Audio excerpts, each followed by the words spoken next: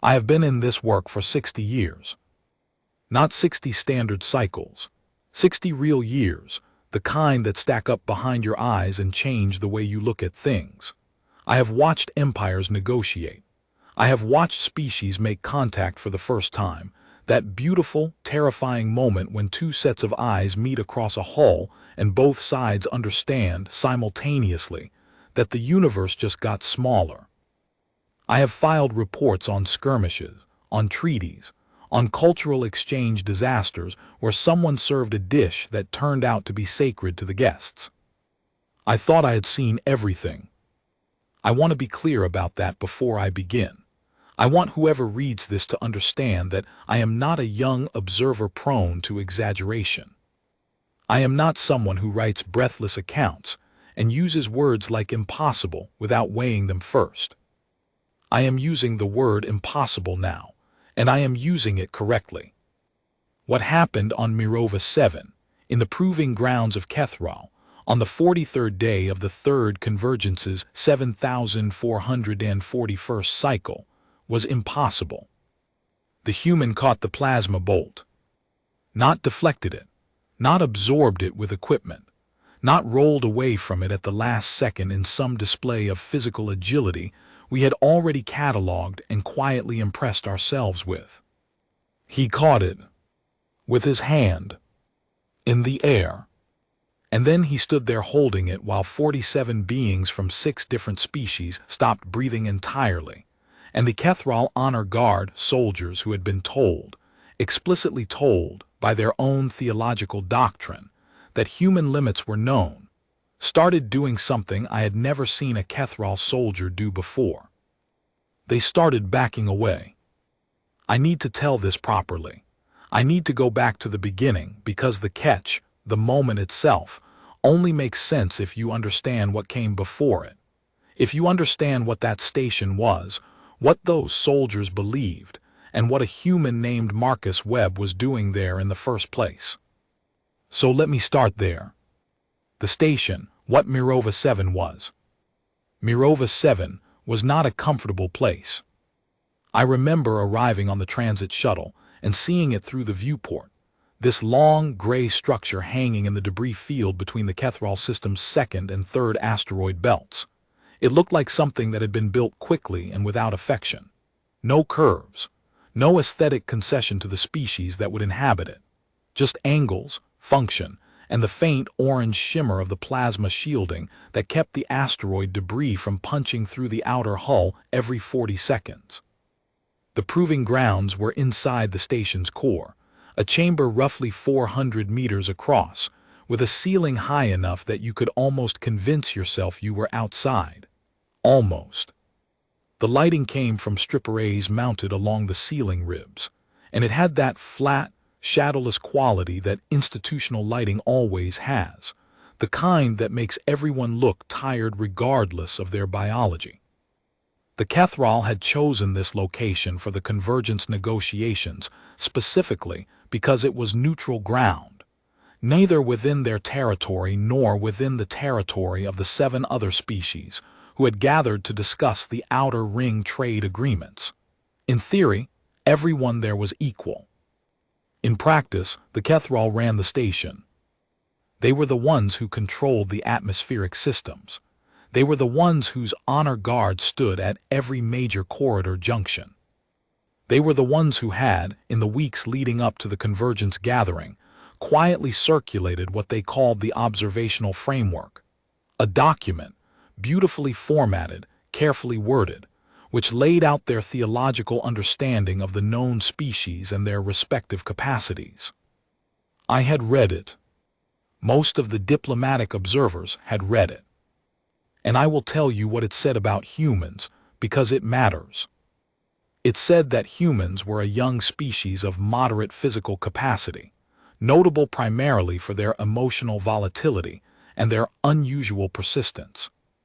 It acknowledged their recent military expansion as a logistical achievement rather than a physical one, meaning the Kethral attributed human success in the Outer Ring conflicts to numbers and supply chains, not to any genuine physical or cognitive superiority.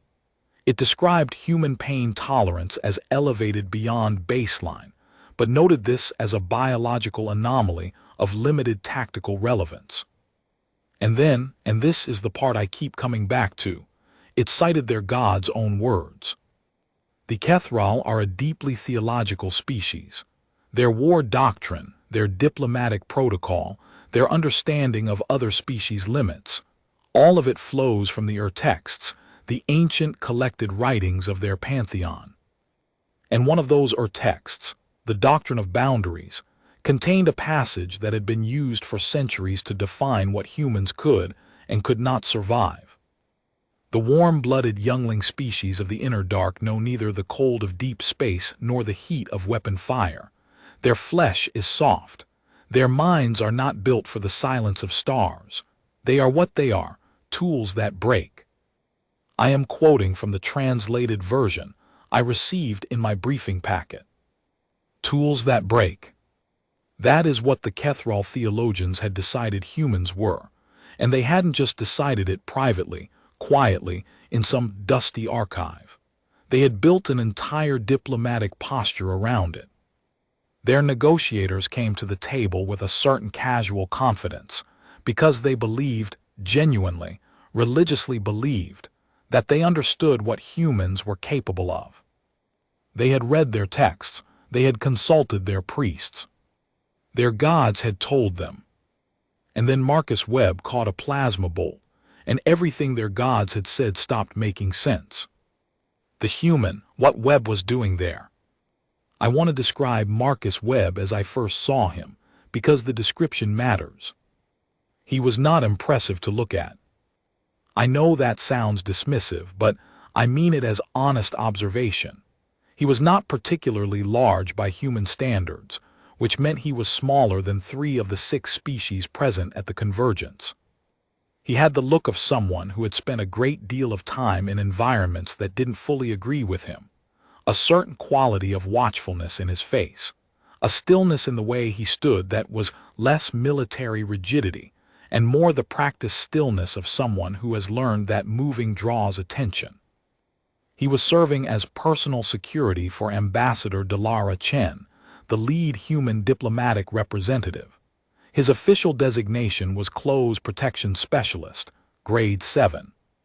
His file, which I accessed as part of my standard pre-convergence background review, listed 17 years of active service across 9 different operational theaters, including 3 postings in the Outer Ring during the conflicts that the Kethral had noted in their framework as logistically impressive but physically unremarkable. He had 2 commendations for acts performed under fire. Both commendations were written in the careful language that military citation writers use when they are trying to describe something that sounds implausible without making the report itself sound implausible. I remember reading those citations and thinking, interesting man. I did not think, this man is going to break a theological doctrine that has stood for 600 years. Nobody thought that, not even, I suspect, Webb himself. He arrived with the human delegation on the 38th day of the cycle and spent the first several days doing exactly what close protection specialists do, moving quietly through spaces, identifying sightlines, testing response times by watching how long it took the Kethral honor guard to respond to various low-level stimuli, and generally being invisible in the way that good security personnel learn to be invisible. I noticed him because it is my job to notice things. Most of the Kethral guards did not notice him at all. That, I would later understand, was one of the first mistakes. Document 1B. Testimony of Kethral Honor Guard Commander Vrethais Cog, recorded under oath, day 44 of the cycle. Translator note: all Kethral statements rendered in standard Galactic Common. Emotional register indicators included in brackets. I will begin by stating that I am not a person who abandons his post. I have commanded the Honor Guard for 11 rotations. I have stood in ceremonial positions during plague inspections, during political assassinations, during the 3-day atmospheric malfunction of cycle 7398, when the CO2 scrubbers failed, and we were all breathing recycled air thick enough to taste. I have never run from a post. I need to establish that. Before I describe what happened at the proving grounds, I need whoever reviews this testimony to understand that I am not someone who frightens easily. Indicator, declarative, non-defensive, assessed as genuine. What I saw was not something I had a category for. We had been monitoring the human security detail since their arrival, as is standard protocol. The assessment from our intelligence division was consistent with the framework. The humans were watchful, professional, and operating well within expected parameters. The close protection specialist, the one designated Webb in our logs, had been given a mild elevated alert classification after our surveillance team noted his systematic observation of our guard rotations. But this was flagged as standard counter-surveillance behavior rather than a threat indicator. On the 43rd day, the delegations gathered in the central chamber for the third formal session of the trade agreement discussions. My unit was positioned along the eastern wall, standard ceremonial formation. The other guard units were at their stations. The session was proceeding normally. There was a procedural dispute about tariff classifications for the outer ring biological exports. I recall this because it had been ongoing for 2 days, and I had begun counting ceiling panels to stay alert. Then the incident with Delegate Porthos began. Document 1C, Continuation Observer Yessian Drow. I should explain who Porthos was, because without that context the incident makes less sense. Delegate Porthos Kane was the senior representative of the Velosian Assembly, not a military species, not a particularly aggressive diplomatic tradition. The Velosians are known primarily for their trading acumen and their remarkable collective memory, a biological trait that means each adult Velosian carries the remembered experiences of approximately 300 predecessors. They don't reproduce like most species. They absorb the memory lineages of the previous generation and carry them forward. Delegate Porthos was roughly 400 years old in the effective sense, though biologically he was perhaps 50. He was also, as I had noted in my preliminary assessments, deeply uncomfortable with the Kethral. Not openly hostile, nothing so dramatic, but there was a tension in the way he positioned himself during sessions, always with his back to a wall, always with exit corridors in his sightline. 400 years of collective memory includes, apparently, some very unpleasant experiences with early Kethral expansion. On the 43rd day, something happened that I still don't have a complete explanation for. A junior Kethral attaché, a young officer named Cethrek Vaughn, barely 2 rotations into his posting, made what I believe was a genuine procedural error. He was carrying a Kethral honor staff, which is partly ceremonial and partly a functioning weapon, as most Kethral ceremonial objects tend to be. The staff's plasma emitter, a feature that exists for formal salutes and displays of rank, was not properly safety-locked. He moved to take his position beside a senior Kethral delegate. He tripped. Just a physical stumble, nothing coordinated, nothing intentional, but the honor staff discharged when it hit the floor. Plasma bolts are not like projectiles. They don't travel in a straight line the way a conventional round does.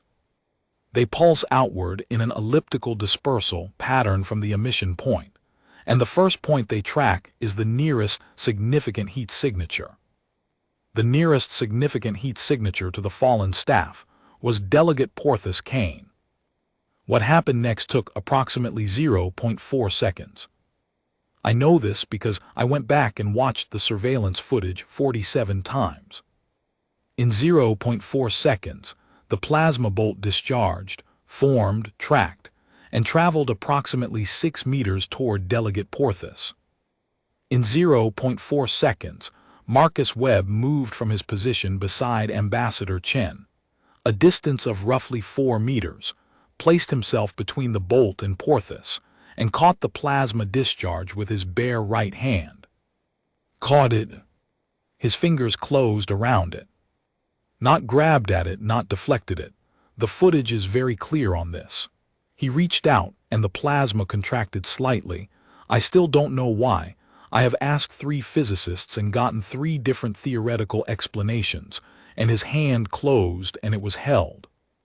For 3 seconds he stood there, with his hand closed around a plasma discharge. Then it dissipated. And then Marcus Webb turned to look at Delegate Porthos, said something in what I later confirmed was standard galactic common. I will get to what he said, and went back to his position beside Ambassador Chen. 47 witnesses. Nobody moved for 11 seconds. I counted those seconds too. Document 1D. Medical report Dr. Yesra Thalmorin, Consortium Field Medic, Day 43 of the cycle. Subject, Marcus Webb, Human Clothes Protection Specialist, Grade 7. Examination time, approximately 40 minutes after incident. Findings. I examined Mr. Webb at the request of Ambassador Chen, who wanted an official record. Mr. Webb himself seemed mildly annoyed at the necessity of the examination, which I found interesting given the circumstances.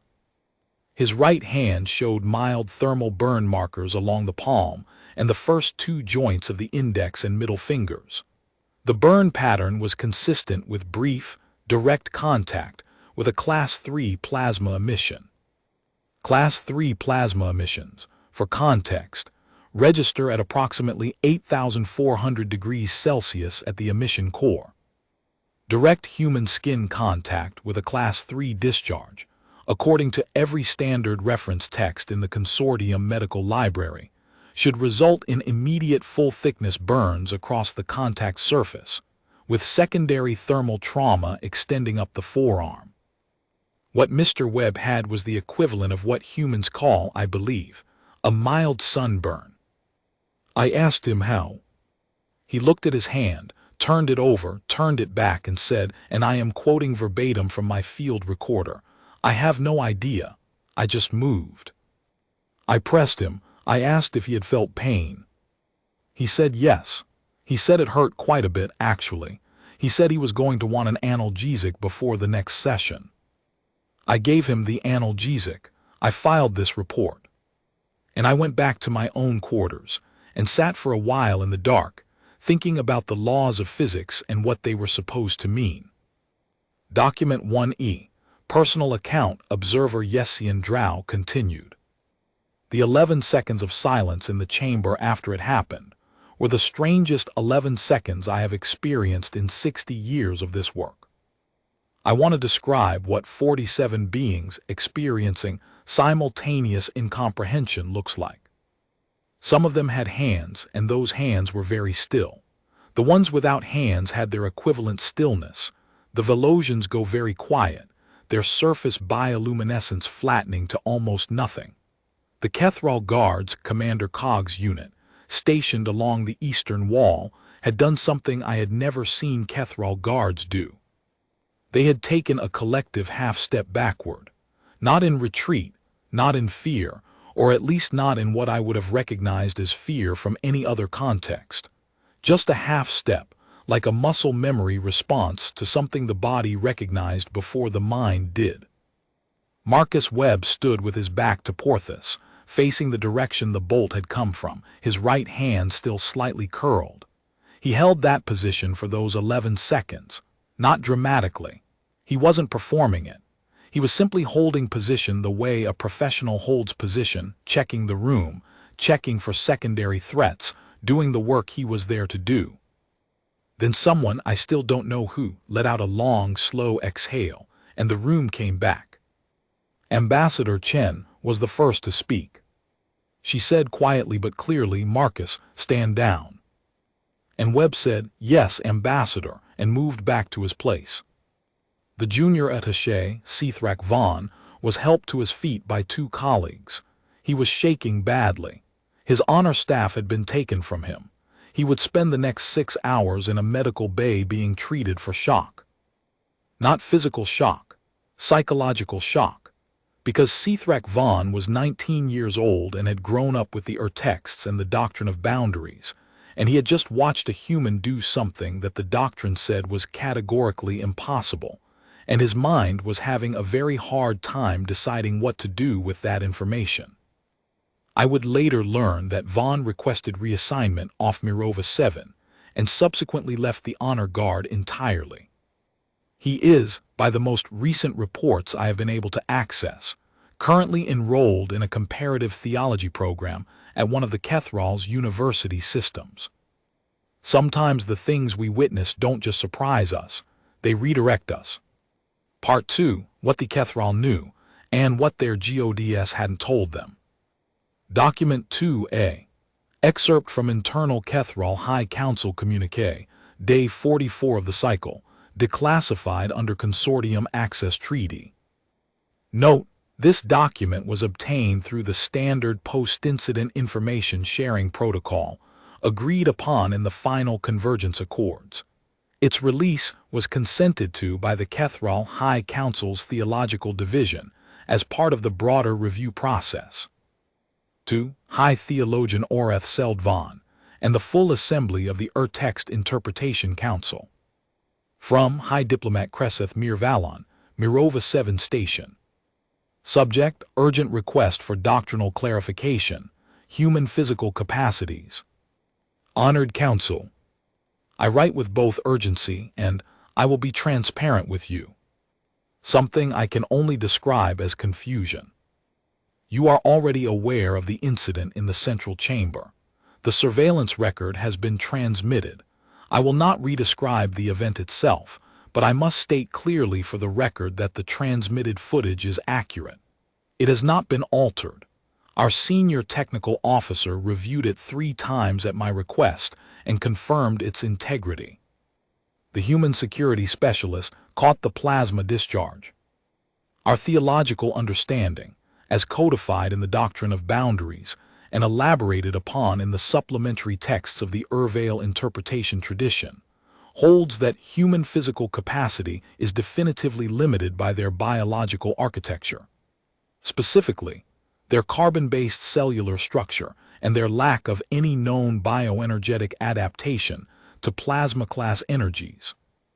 The human displayed no technology, no shielding, no bioenergetic adaptation that our scanners could identify. He simply caught it. I require doctrinal guidance. The remaining sessions of the Convergence continue. I require language for addressing this incident in diplomatic context. And I require, if you will permit me the directness, an honest assessment of whether the doctrine of boundaries remains our working framework for understanding human physical limits. I await your response. Kreseth Mirvalon. Document 2B. Response from the Text Interpretation Council, Day 46 of the cycle.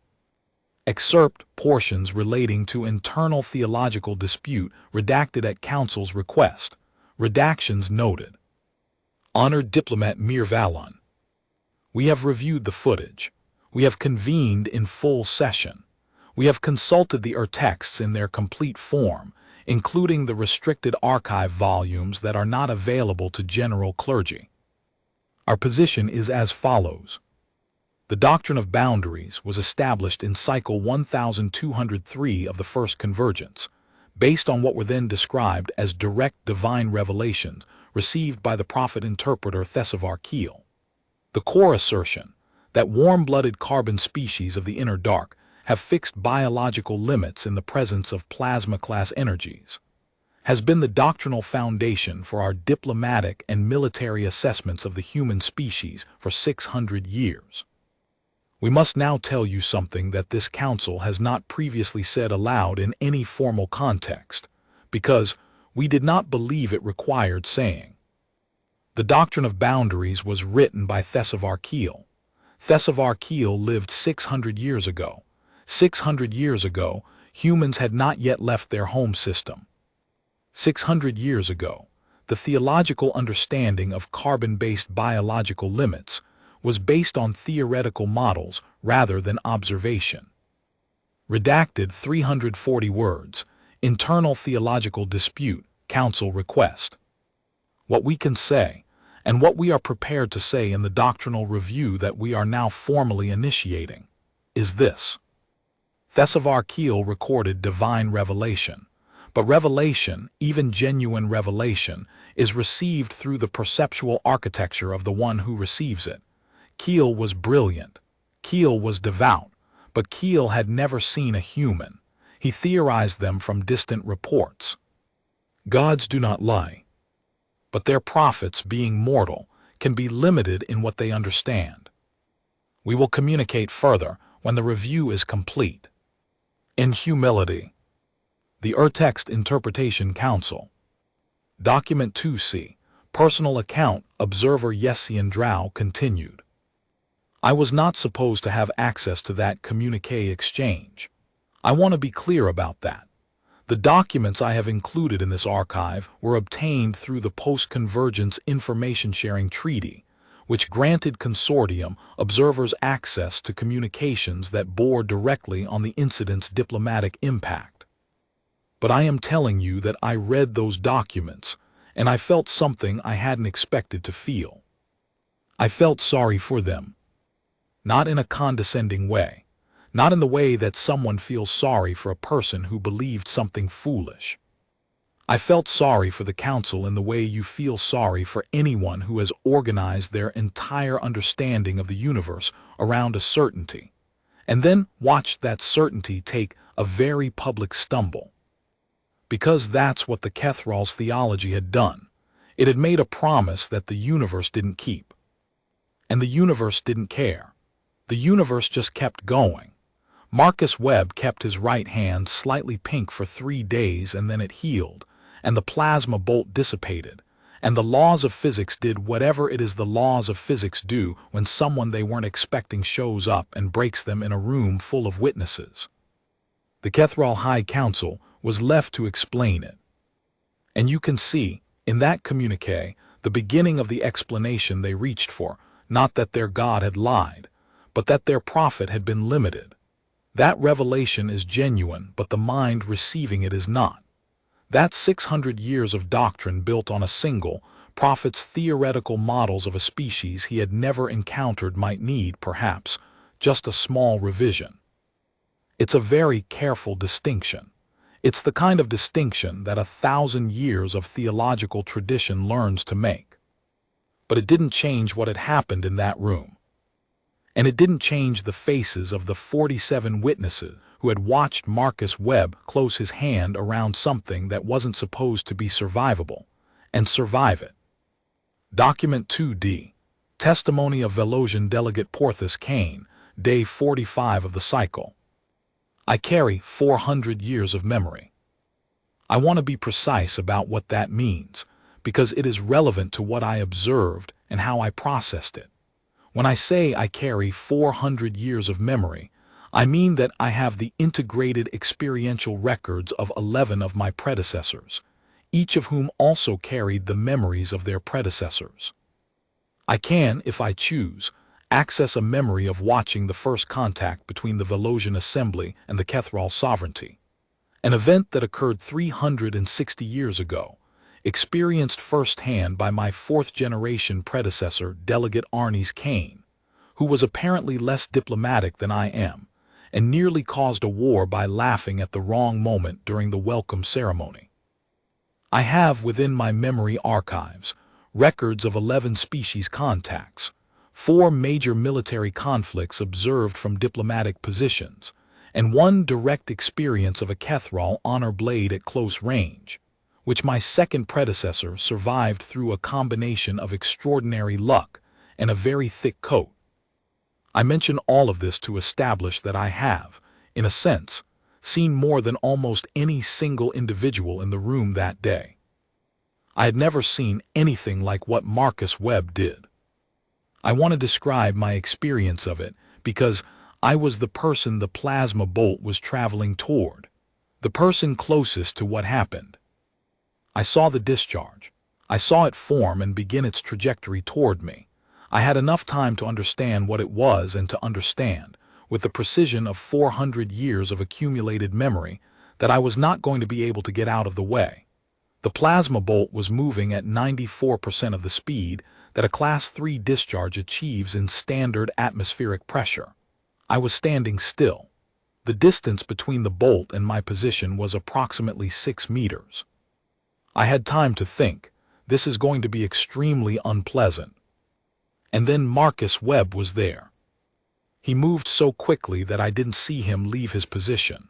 One moment he was across the room. The next moment he was directly in front of me and his hand was out, and then the bolt was in his hand, and then it wasn't.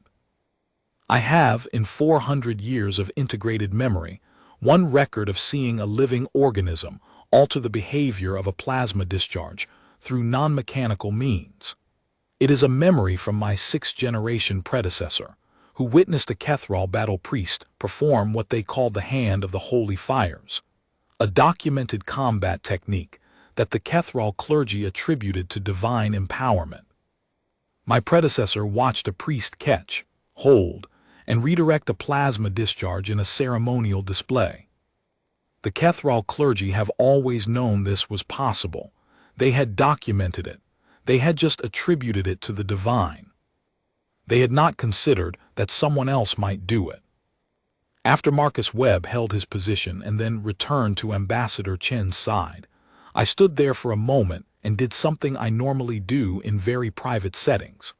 I ran a full memory review, accessed all 11 predecessor chains simultaneously, searched for any analog to what I had just witnessed. Nothing, not from a human, never from a human. I looked at Ambassador Chen. She was watching Webb with an expression I read. Through all 400 years of my memory and cross-referencing across 6 species databases on human facial expression, as fond exasperation. Like this was not entirely surprising to her. Like she had seen him do something impossible before. That was when I started to wonder about the framework, about the theological documents and the diplomatic briefings and all the tidy, confident assessments we had been given about what humans were. And I thought we have been looking at the wrong data.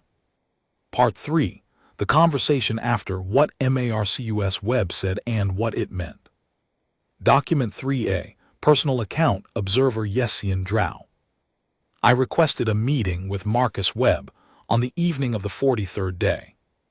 Getting through the human diplomatic security protocols was a process, but I have 60 years of experience navigating bureaucratic access restrictions, and eventually I was permitted to speak with him in one of the station's smaller conference rooms.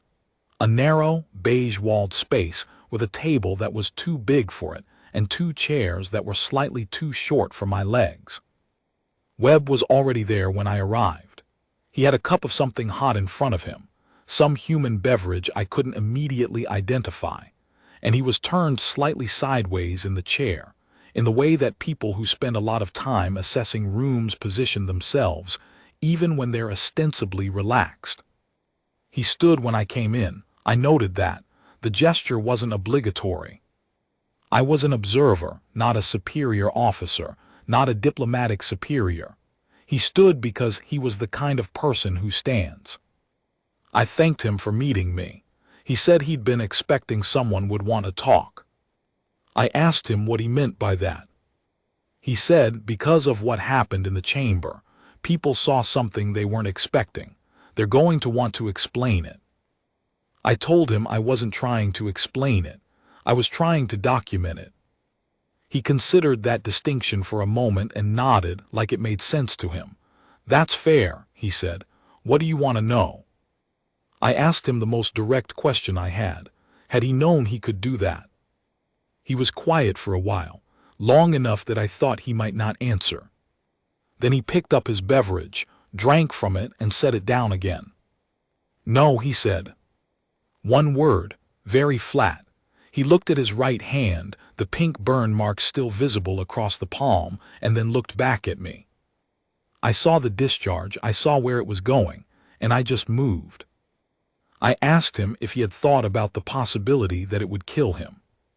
He said, I thought about what would happen to Porthos if it hit him. I wrote that down. I want it to be in the record, not because it is dramatic, though it is, but because it is accurate, and accuracy is what I owe to this account. He had not moved without thinking. He had thought.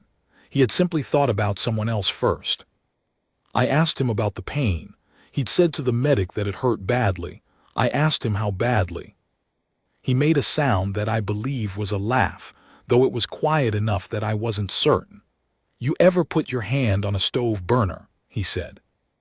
I explained that I was Vale, not human, and our cooking technology was somewhat different. He said it was like that, a lot, for about 2 seconds. 2 seconds. 2 seconds of what he described as stove burner level pain while holding a plasma discharge. And then it dissipated, and he went back to his post. I asked him if he understood why the Kethral were responding the way they were. I told him, carefully, about the framework, about the doctrine of boundaries, about what their theology said regarding human physical capacity. He listened. He didn't interrupt, which I found interesting. A lot of people interrupt when they're surprised by something. He just listened. When I finished, he looked at the table for a while. Then he said, "That's their mistake right there." I asked him what he meant. He said, "They watched us, they took notes, they built a theory, but they built the theory before they finished watching." He tapped the table with 2 fingers, a quiet rhythm. "We've been out here for, 200 years, and we're still figuring out what we can do. You think we know, we don't. We keep surprising ourselves." I asked him what he meant by that. He looked at me with a steadiness that I found, frankly, a little unsettling, not because it was threatening, but because it was so purely calm. "You know what the weirdest thing about humans is," he said. "It's not the pain tolerance. It's not the persistence. It's that we don't stop. We just don't. And every time we figure out what we can handle, it turns out we can handle more." He picked up his beverage again. "Their gods put a ceiling on us," he said, "but nobody asked us." Document 3B. Testimony of Ambassador Delara Chen, Human Diplomatic Corps, Day 47 of the cycle. I am going to be honest about something that I was not entirely honest about in my official incident report. When I looked at Marcus after it happened, after he caught the discharge and stood there for 11 seconds holding position, and then came back to my side, the expression I had was what I have been told is visibly readable as fond exasperation. I have been told this by several witnesses. They are not wrong. Here is the truth. I was not surprised. Not because I knew he could catch a plasma bolt. I did not know that. I don't think Webb knew that. I don't think anyone knew that. But I have worked with Marcus Webb for 4 years. And in 4 years, I have watched him do things that he could not technically do. I have watched him hold a corridor for 8 minutes alone, against a 6-person outer ring mercenary unit, with a weapon that had been damaged in the firefight and was functioning at approximately 40% capacity. I have watched him carry a wounded colleague through an atmospheric breach. Not a safe, patched atmospheric breach, an actual gap in hull integrity, at a controlled run, with the breach wind screaming at him and the colleague's mass throwing off his balance, without stopping and without falling. Every time I ask him afterward, "How did you do that?" Every time, he gives me a version of the same answer. "I had to." That is his explanation, always. Not "I found a way" or "I figured it out" or "I was trained for it," just "I had to." When I was briefed on the Kethral's framework and their theological assessment of human limits, I read it and I thought, they have measured us. They have taken our measurements, and they have decided that they know what we are. What they do not understand, what I don't think any species that has not worked alongside a human has fully understood, is that our measurements change. Constantly. Under pressure specifically. Under the kind of pressure that produces the specific thought "I had to," we do things that our own biologists cannot fully explain. Our pain tolerance expands. Our reaction time shifts into ranges that standard models say aren't achievable. Our strength, which sits in a narrow band under normal circumstances, surges into ranges that only occur in theoretical discussions of adrenaline response. The Kethral theologians found one measurement and called it a limit. But it wasn't a limit. It was just a measurement taken in calm conditions. Marcus caught the bolt in conditions that were, by any definition, not calm. And I stood there afterward, watching him, and felt fond exasperation, because of course he had. Because that is what he does. Because 4 years of working with Marcus Webb has taught me that whatever we have measured about what humans can do, the actual number is higher. It is always higher. I don't know by how much. I don't think we know. I think Webb is right that we keep surprising ourselves. But I know it's higher. Document 3C, Personal Account, Observer Yessian Drow. The formal diplomatic sessions continued for 6 more days after the incident. I want to describe those sessions because something had changed in the room, and the change was visible if you knew how to look for it. The Kethral negotiating team was led by High Diplomat Kreseth Mir Valon, a formidable figure, decades of experience, the kind of presence that fills rooms the way certain sounds fill rooms. She had been conducting the sessions with a particular kind of confident ease, the ease of someone who believes the power differential in the room runs predictably in their direction. After the 43rd day, something shifted in her positioning. It was subtle. I almost missed it.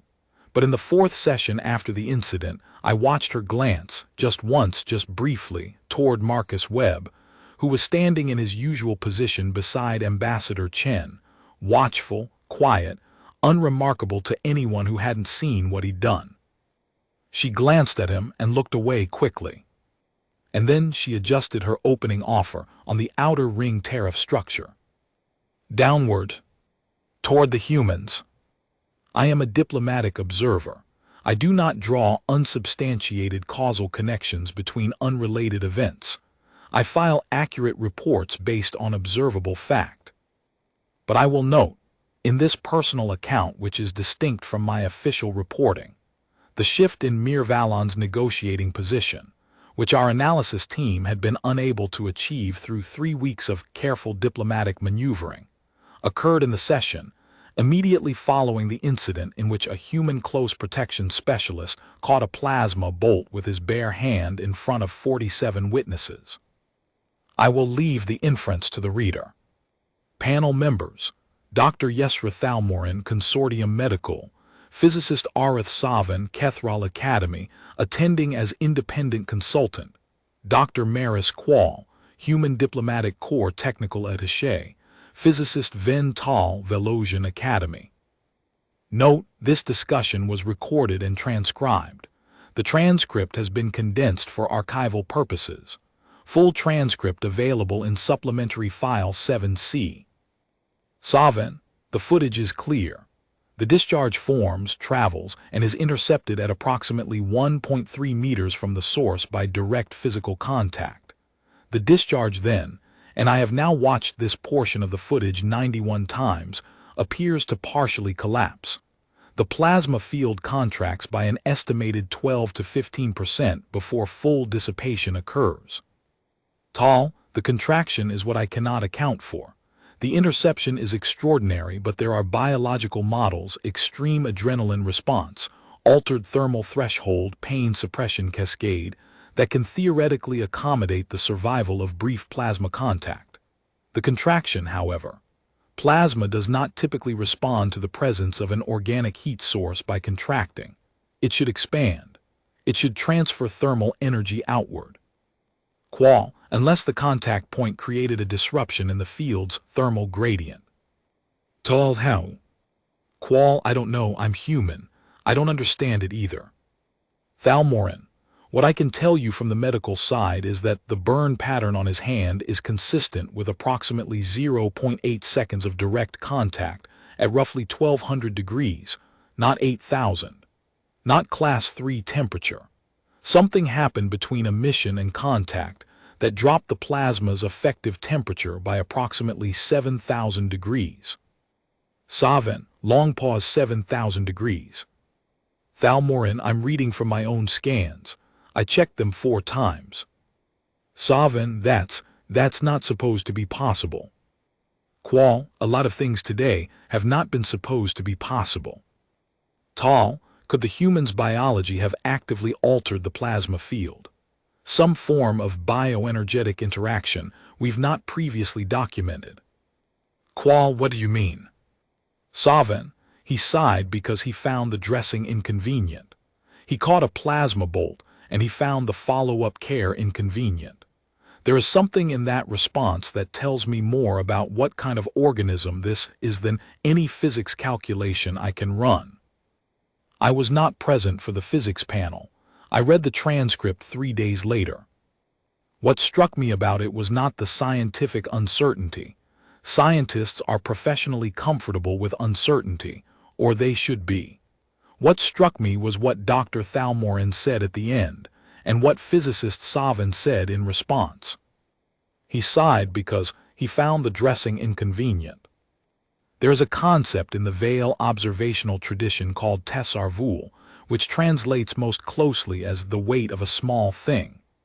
It refers to the moments in fieldwork when something minor, a gesture, a word, a casual reaction, tells you more about a species than any formal study could. Marcus Webb sighing at his wound dressing was tesarvul. Because what he communicated in that sigh was not bravado. It wasn't performance. It wasn't someone trying to seem tough. It was someone who had done an extraordinary thing and had moved on internally before the universe around him had even finished processing it. The plasma bolt was 43 hours in the past. He had cataloged it, assessed it, filed it somewhere in the back of whatever archive human minds maintain for unusual events, and returned his full attention to the present. The dressing was in the present. The dressing was inconvenient. He wanted it gone. The Kethral doctrine of boundaries had tried to measure humans by their limits. What it had failed to measure was their relationship to those limits. The fact that humans don't experience limits the way the doctrine assumed they would. They don't approach a limit and stop. They approach a limit and file a note about it and keep moving. And sometimes the limit turns out to have been a guideline rather than a wall. Thesavarkeel, the prophet who had written the doctrine 600 years ago, had looked at humans from a distance and had seen soft flesh, carbon biology, young species, emotional volatility, persistence. He had read those things as weaknesses modified by one grudging strength. He had not read the system correctly. The persistence is not a modifier. The persistence is the point. The final convergence session took place on the 51st day. The Outer Ring trade agreements were signed. All 7 parties, including the Kethral Sovereignty, the Velosian Assembly, and the Human Diplomatic Delegation, affixed their marks to a set of terms that our preliminary analysis team called, conservatively, favorable to most parties and deeply equitable. In practical terms, the humans got what they came for. The tariff structures that had been the central point of dispute were resolved in a framework that acknowledged human territorial expansion in the Outer Ring as a legitimate settled fact, rather than an ongoing challenge to existing sovereignty claims. The Kethral, who had entered the convergence with a negotiating position that framed those claims as provisional and subject to review, left with language that acknowledged them as fixed. It was a significant shift. It was the kind of shift that our analysis team had said, at the start of the convergence, would require either a major diplomatic breakthrough or a significant recalibration of the power dynamic in the room. We had gotten the recalibration. It came from a plasma bolt, and a man who didn't think about whether catching it was a good idea before he caught it. I want to be careful here. I am not saying, and would not say, that the shift in the Kethral position was purely a result of intimidation. Kreseth Mir Valon was too experienced a diplomat for that. The Kethral are too sophisticated a species for their positions to hinge entirely on a single unexpected event, however dramatic. but I have been watching diplomatic negotiations for 60 years, and I know what the room felt like before the 43rd day and what it felt like after. And the room felt different. It felt like the Kethral had revised something, not just the tariff numbers, something deeper, some internal accounting about who was at that table and what they were capable of. Because that is what happens when a certainty is disrupted. You don't just lose the specific certainty. You lose some of the confidence that the certainty had been built on, and you become, briefly, a little bit more careful, a little bit more open to the possibility that you might be wrong about other things. The Kethral came to that convergence, believing they knew what humans were. They left knowing they didn't. And in the space created by that not knowing, the humans were able to do what humans, in my experience, always try to do: make something better than what they found. Document 5B, Final Statement, High Diplomat Kreseth Mir Valon, recorded by consortium observers at session close. I will say something for the record that I have not said in a formal diplomatic context before. The Kethral have prided ourselves on our theological framework as a guide to the nature of other species. We do not consider this arrogance. We consider it scholarship. We have studied species across 600 years. Our texts are thorough. Our prophets were careful. But scholarship, even the most careful scholarship, requires revision when the evidence demands it. The incident in this chamber on the 43rd day was evidence. I will not claim it was unsurprising. I will not claim that my delegation processed it calmly or that we reached our revised positions purely through rational deliberation. We are a believing people. What we witnessed created what I can only describe as a doctrinal rupture, not in the foundations of our faith, which remain whole, but in the specific application of one doctrine to one species. Our prophet was not lying. He was theorizing from limited data. We will do better. And I will say this for the record also. The human who caught the discharge, Specialist Webb, did not perform it for us. He did not do it to demonstrate something or to make a point. He did it because there was a Velosian delegate in the path of the bolt, and he was in a position to intervene. He did it for Delegate Porthos. That also is something our doctrine failed to account for. The tendency to act in service of someone not of your own species, without calculation, without hesitation, in the face of something that should, by every measure, have been fatal. Perhaps that is the thing that required 600 years to observe before we could record it correctly. I spoke to Marcus Webb one final time on the morning of departure day. The station was in the organized chaos of a concluded convergence, delegations packing, transport schedules being confirmed, the particular administrative noise of 7 species simultaneously trying to leave a space not quite big enough for all of them. I found him in one of the corridor junctions, checking something on a small device, his attention split between the screen and the corridor in the characteristic way that I had come to recognize as his baseline state. He looked up when I approached, remembered me. "Observer Drow," he said, "heading home." I told him yes. I asked him how his hand was. He held it up. The burn marks were fading. "Almost done," he said. "Thalmorin cleared me for full duty this morning." I told him I was glad. Then I said I had one more question, if he would allow it. He said sure. I asked him, did he know that what had happened, what he had done, was going to change things? Did he understand the weight of it, the theological implications, the diplomatic shift, the papers that would be written, the panels that would argue about the physics? He looked at me for a moment. Then he looked down the corridor, at the organized chaos, at the Kethral guards on rotation, at a group of Velosian attachés carrying an elaborate piece of luggage with far more appendages than the task required. He said, "All I know is Porthos went home unhurt." He said it simply, not like a conclusion, like a fact. "Whatever else it did," he said, "that part worked." Then he nodded to me, politely, in the way that humans nod when they are done with a conversation, and went back to watching the corridor. I stood there for a moment, and then I went and filed my preliminary report, and began organizing the archive that would eventually become this document. 90 days. I've had 90 days to think about what I saw, and I want to be honest about what I've concluded. The physics hasn't been resolved. The panel filed an interim report that acknowledged the contraction of the plasma field as an unexplained anomaly of significant research interest, and called for further study of human bioenergetic response under extreme adrenaline cascade conditions. There are 3 separate research proposals currently in review at the Consortium Science Authority. Nobody has an answer yet. The Kethral Theological Review is ongoing. The Urtext Interpretation Council published a preliminary statement that the doctrine of boundaries would be subject to comprehensive revision, with a focus on its empirical foundations. The statement was worded with great care.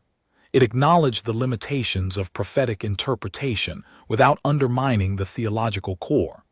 It is, by any measure, a diplomatic document as much as a religious one. The outer ring trade agreements are in effect. The tariff structures are operating. The human territorial claims in the outer ring have been formally acknowledged by the Kethral sovereignty for the first time in 200 years of expansion. Marcus Webb was transferred to a new posting 3 weeks after the convergence. I'm not at liberty to say where. His commendation file has been updated. The language is still careful, still precise. It says something about exemplary performance under fire and goes into some detail about the protection of a diplomatic delegate. It does not say he caught a plasma bolt. I think about that sometimes. The distance between what actually happened and what the official record says. The way language tries to contain things that are too large for it. Ambassador Chen, in her own post-convergence report, was somewhat more direct. She wrote, "Close protection specialist Webb performed an action that remains scientifically unclassified, at significant personal risk, which prevented serious injury to Velosian delegate Porthos Kane and contributed materially to the subsequent diplomatic atmosphere." Contributed materially to the subsequent diplomatic atmosphere. She is a careful woman, Ambassador Chen. She is the kind of person who knows which words to use and which ones will survive institutional review without becoming weapons. But I spoke with her before I compiled this archive, and I asked her off the record, which I am now breaching only because she gave me explicit subsequent permission, what she thought had actually happened. She was quiet for a long time. The same kind of quiet that Webb has, the stillness that comes from a lot of practice thinking before speaking. Then she said, "I think he reminded them that they were wrong about us, and I think we've been letting people be wrong about us for too long because it felt like good manners." She paused. Marcus has never been very interested in good manners when someone needs protecting. I have been in this work for 60 years. In 60 years, I have learned that the universe tends toward complexity and resists the simplifications we impose on it. Every time a species writes a definitive text about another species, the universe begins quietly assembling the counter-evidence. Every time a doctrine says this is what they are, the thing it describes begins, somewhere, the process of becoming something else. The Kethral wrote the doctrine of boundaries in cycle 1203. They consulted their gods, they consulted their prophets, and they wrote down what they knew. What they knew was, humans have limits. What the 43rd day of the convergence demonstrated was, yes, they do. But the limits are not where the doctrine said they were, and more importantly, the limits are not fixed. They move. Under pressure, under necessity, under the specific condition of someone needs protecting, they move outward, past the places the physics says they should stop, past the doctrine and the texts and the theoretical models, into territory that nobody has mapped yet. The Kethral gods had told their people that human limits were known. Their gods were not liars. Their gods, as the council itself acknowledged, had received imperfect information through an imperfect vessel. Their gods had seen humans measuring their limits and had concluded that those measurements defined them. They had not considered that the measurements might be wrong, not because humans had deceived anyone, but because humans themselves hadn't finished exploring what they were yet. We are always doing that, I think. Every species is, to some extent, but humans do it with a particular ferocity. They push the edge. They push it and they keep pushing, and every time they find what they thought was the wall, they discover it was a door. Marcus Webb did not plan to catch a plasma bolt. He planned to stand between a bolt and a person it would have hurt. The rest was physics, or something beyond physics, or something that physics is still catching up to. He stood there for 11 seconds with his hand still slightly curled, and across the room, 47 beings from 6 species did the quiet, private, necessary work of revising something. Some of them revised a doctrine, some of them revised a diplomatic position, some of them revised a policy. Some of them, I suspect, revised themselves. And then the room came back, and Ambassador Chen said stand down, and Webb said yes, Ambassador, and life continued. He went back to his post. Like it was just the next thing. That, in the end, is what I keep coming back to. Not the catch. Not the plasma dissipating. Not the Kethral taking that small step backward. The fact that he just went back. Like it was the most normal thing in the world to have done, and now there was other work to do, and he'd better get to it. That is a human. Not the extraordinary act. The ordinary returned to the ordinary moment after.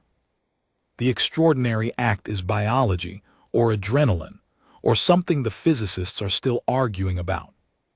The return to the ordinary moment, that's character. And no doctrine, however carefully written, had managed to capture that.